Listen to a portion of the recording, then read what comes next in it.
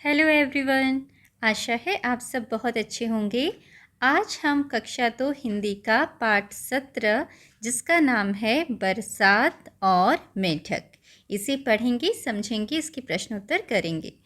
चलिए शुरू करते हैं। इस कहानी में दो बच्चे हैं, एक का नाम है सोमारू और जो लड़की है उसका नाम है कमली। लड़के का नाम सोमारू है और लड़की का नाम कमली। ये दोनों भाई बहन लगते हैं। चलिए देखते हैं क्या है इस कहानी में। सोमारू और कमली जंगल घूमने गए। तो ये दोनों जंगल घूमने गए। लौटते समय उन्हें ज़ोर की भूख लगी और जब वह जंगल से वापस आ रहे थे उन्हें बहुत तेज भूख लगने लगी।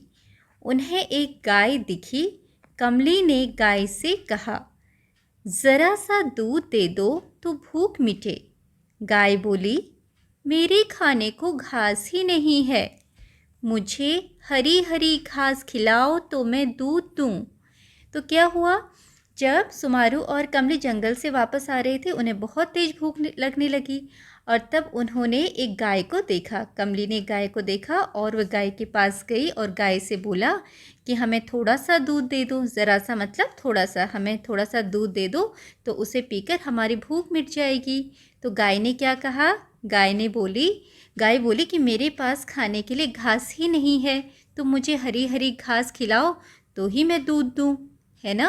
क्योंकि गाय को भी तो खाना चाहिए। गाय हेल्दी होगी, स्वस्थ होगी और भूखी नहीं होगी, उसको भी खाना मिल रहा होगा तभी वो गाय दूध देगी, है ना।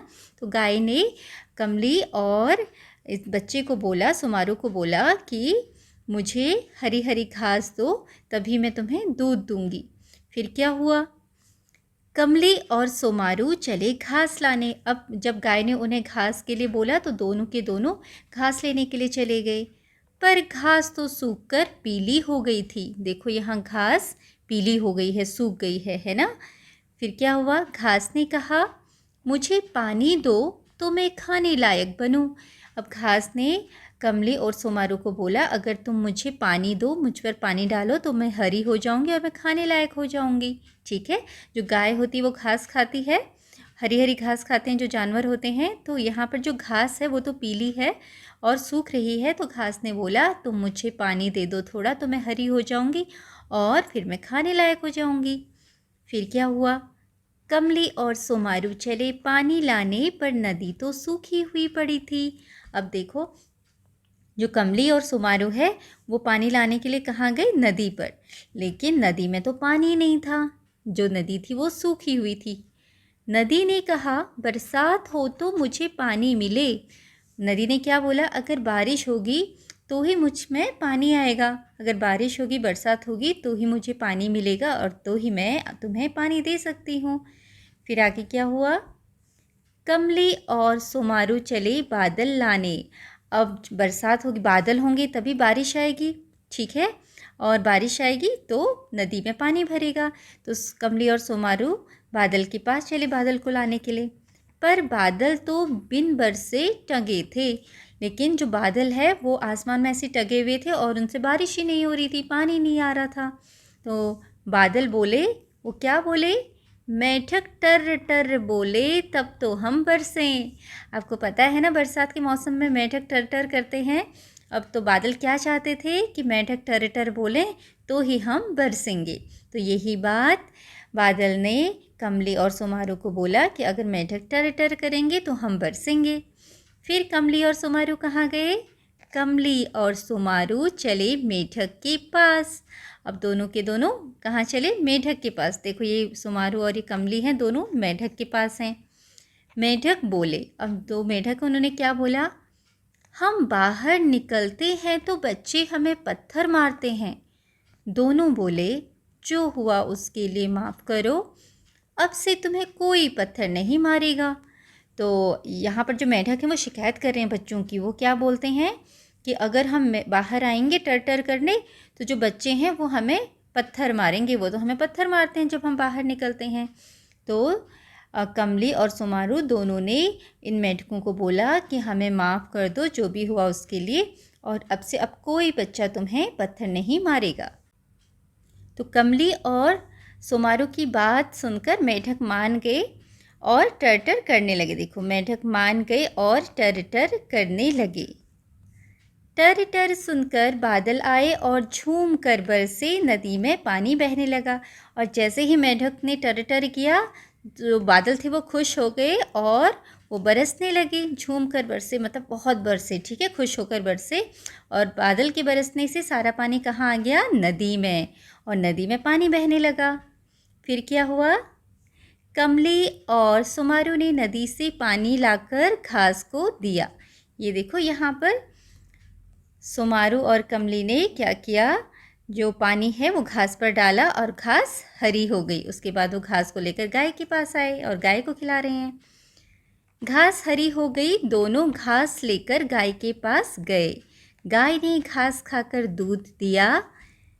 कमली और सोमारू ने दूध पीकर अपने घर की राह ली।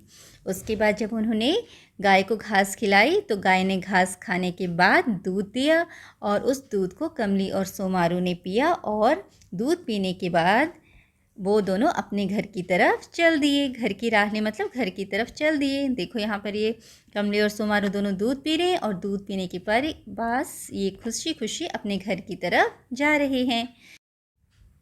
अब पहला प्रश्न है, आपको ये कहानी कैसी लगी? तो बच्चों आपको ये कहानी कैसी लगी ये आप यहाँ लिखेंगे।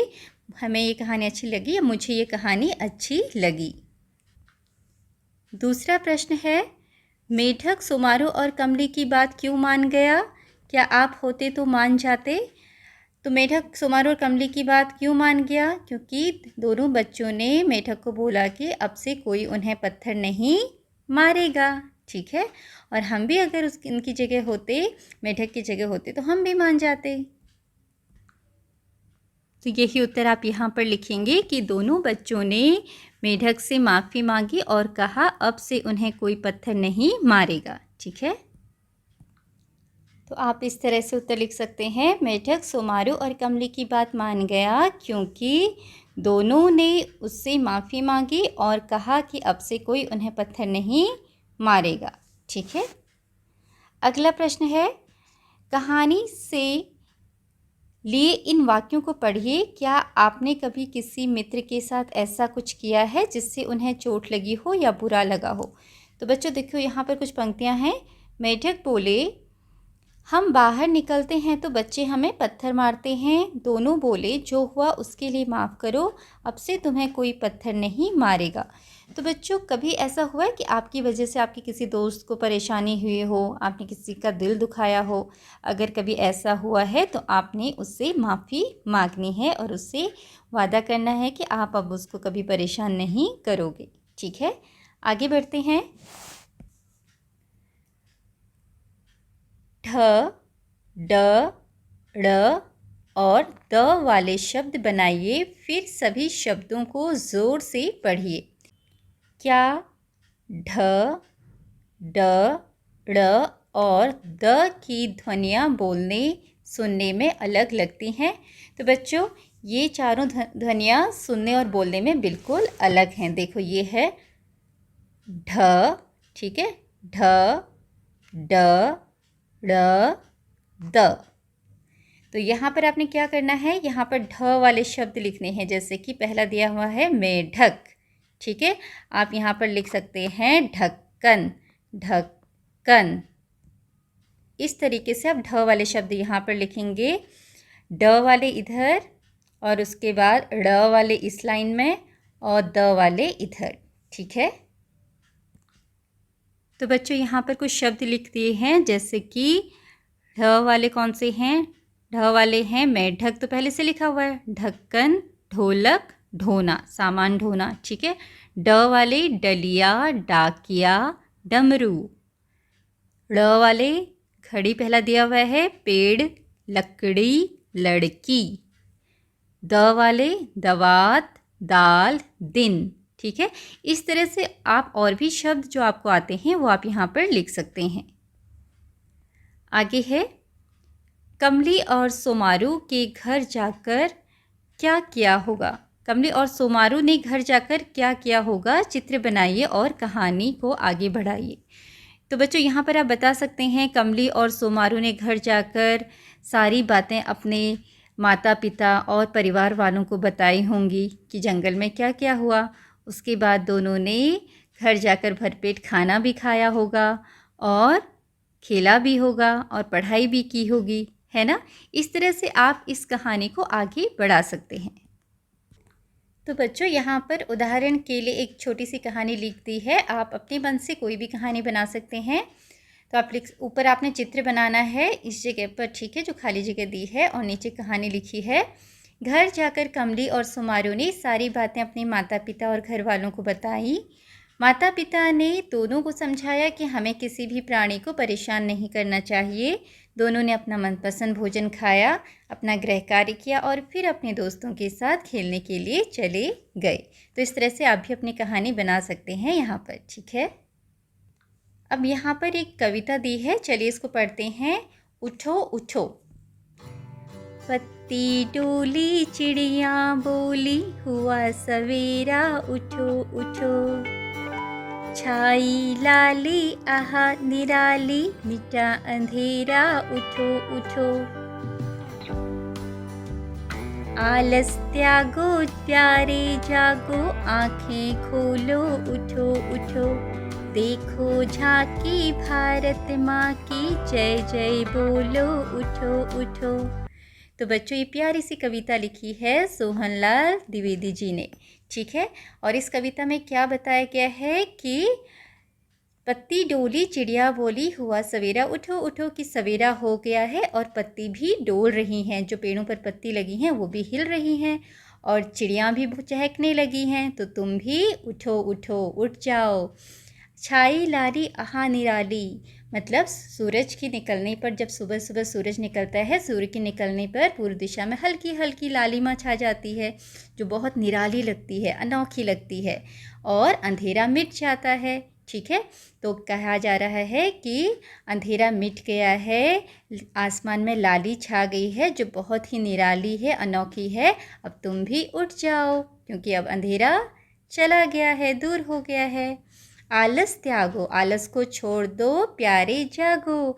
आपको बोला गया है, प्यारे प्यारे बच्चे हो, आप जागो, आलस को छोड़ो, अपनी आँखों को खोलो और उठो। देखो झांकी भारत माँ की, जो हमारा भारत देश है वो कितना सुंदर है। देखो उसमें कितनी अच्छी अच्छी चीज़ें हैं हमारे भारत देश में। इन सबको देखो और भारत माँ की जय बोलो और उठो उठो, ठीक है। तो आपको बच्चों को भारत माँ की जय बोलने के लिए बोला गया है और सवेरा होने पर उठने के लिए बोला गया है, ठीक है। तो बच्चों, ये है प्यारी सी कविता। आशा है आपको ये कविता और ये पाठ समझ में आया होगा। Thank you for watching.